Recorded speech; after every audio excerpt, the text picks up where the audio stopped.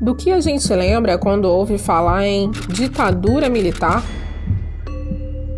Sabemos que foi um período de repressão e tortura, e foram muitas as passeatas e protestos.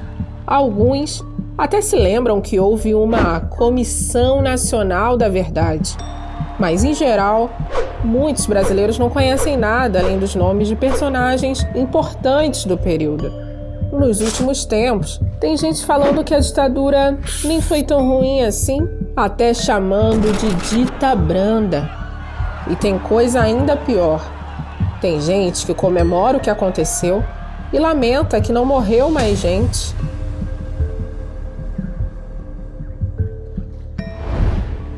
Enfim, muitas histórias já foram contadas sobre aquele tempo. Mas quantas histórias ainda falta contar?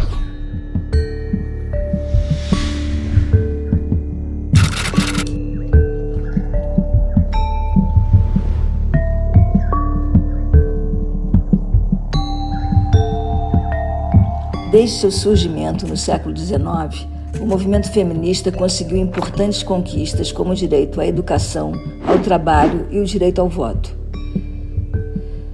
Nos anos 60 e 70, o movimento feminista se amplia, acrescentando à discussão de gênero o debate sobre raça e classe social. No Brasil, essas questões demoraram mais a ter visibilidade porque vivíamos sob uma ditadura. O golpe de Estado de 1964, que deu início ao regime ditatorial, foi apoiado por setores conservadores da sociedade que defendiam e reforçavam a moral cristã e os valores da família tradicional, na qual a mulher deveria exercer um papel de submissão ao homem. Mas muitas mulheres decidiram lutar contra o arbítrio. A resistência sempre contou com a participação e o protagonismo das mulheres. Para entrar na política, essas mulheres precisaram enfrentar o machismo dominante na sociedade. Suas famílias esperavam que elas se tornassem mulheres belas, recatadas e do lar. Mas elas decidiram ingressar nas organizações políticas, no movimento estudantil, nos sindicatos e nos grupos de resistência armada. A relação era, além de ser numericamente desigual, os homens é que decidiam tudo e eles queriam que você fizesse tal coisa. Você vai fazer panfletagem tal hora, em tal lugar, você vai fazer a pichação lá naquele muro tal hora, tal lugar, você vai buscar fulano e levar não sei aonde. Eles já vinham com as ordens quase que prontas, né? Mesmo nesses espaços, o machismo era presente. Eles não as viam como capazes de assumir posições de liderança e consideravam suas demandas por direitos iguais questões menos importantes. No momento da prisão e da tortura, as desigualdades entre homem e mulher se mostravam mais fortes. Os torturadores utilizavam os estereótipos existentes sobre as mulheres, especialmente aqueles ligados à sexualidade, para causar mais dor e sofrimento às suas vítimas. Os agentes da repressão as viam como duplamente transgressoras, não apenas por desafiar o regime, mas principalmente porque ousaram se afastar dos papéis convencionais de filha, mãe, esposa e dona de casa. Foram inúmeras as mulheres manuseadas, abusadas, mutiladas e estupradas por agentes da repressão. Puseram baratas passeando pelo meu corpo, colocaram uma barata na minha vagina. Hoje parece loucura, mas um dos torturadores, de nome de guerra, Gugu, tinha uma caixa onde ele guardava as baratas amarradas por barbantes. E através do barbante ele conseguia manipular as baratas no meu corpo. Foi nesse quadro, na volta, que o próprio Najib fez o que ele chamava de tortura sexual científica. Eu ficava nua, com um capuz na cabeça, uma corda enrolada do pescoço, passando pelas costas até as mãos, que estavam amarradas atrás da cintura. Enquanto o torturador ficava mexendo nos meus seios, na minha vagina, penetrando com o dedo na vagina, eu ficava impossibilitada de me defender, pois se eu movimentasse meus braços para me proteger, eu me enforcava. E instintivamente eu voltava atrás. Eu dei esse depoimento na Comissão da Verdade no Rio de Janeiro. Quando ele veio a público, Muitas pessoas me falaram que não tinham ideia do que eu tinha vivido. Mas isso não aconteceu só comigo. Aconteceu com muitas outras companheiras.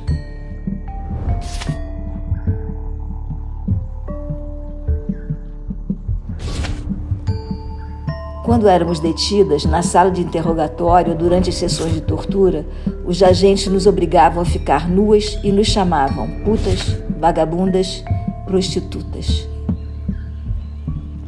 Nem as mulheres grávidas foram poupadas do terror. Em seus seios e genitálias eram aplicados choques elétricos e injeções para cortar o leite e queimar seus úteros. Os socos e pontapés eram direcionados especialmente para a barriga. O objetivo declarado pelos torturadores? Impedir o nascimento de mais um comunista no mundo. O cara chegou lá e disse assim, numa sala, entramos, tira a roupa. Eu disse, não tiro. Eu não diria aquilo 20 minutos depois. Eles me rasgaram a roupa, me tiraram minha perna, me botaram numa cadeira, abriram minhas pernas, começaram a botar choque dentro da minha vagina, no meu pé, na minha orelha. Você tá grávida? Eu não sei.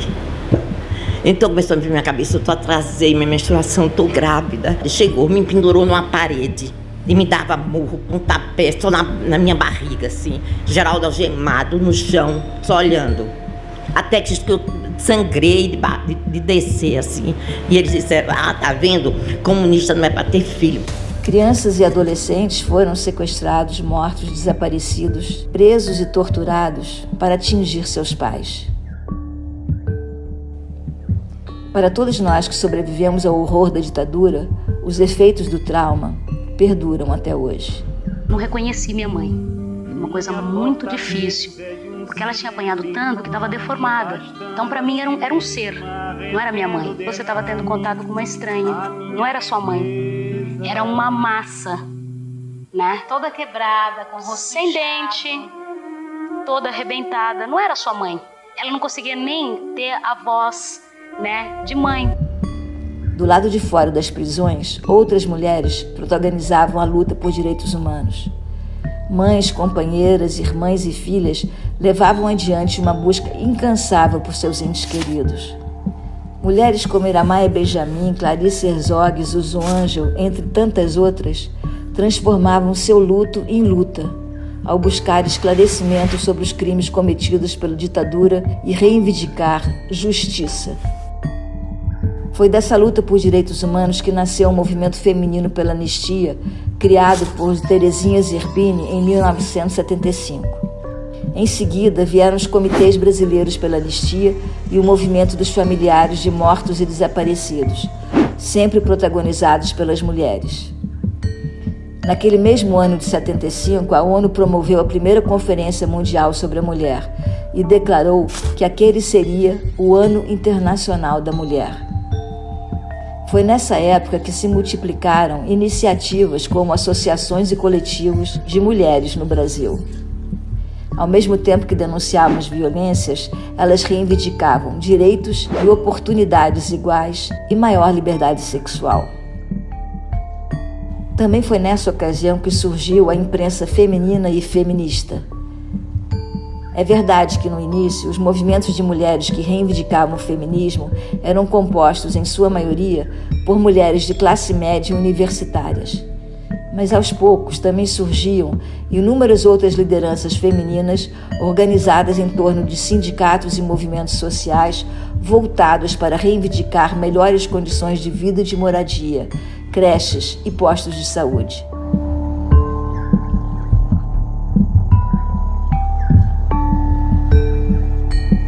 E ganhava força a luta das mulheres negras, que denunciavam como o racismo estrutural aprofundava ainda mais as violências e desigualdades nas relações de gênero. Para a mulher negra, o lugar que lhe é reservado é sempre o lugar menor, né? É o lugar da marginalização, é o lugar do menor salário, é o lugar do desrespeito com relação à sua capacidade profissional. Essas lutas foram e são importantes para o Brasil conseguir avançar em várias questões relacionadas aos direitos das mulheres. Mas ainda há muito a fazer. A gente tem um senhor que está defendendo a ditadura e falando alguma coisa contrária a isso. Não aturo o interrompimento dos vereadores desta casa. Não aturarei de um cidadão que vem aqui e não sabe ouvir a posição de uma mulher eleita.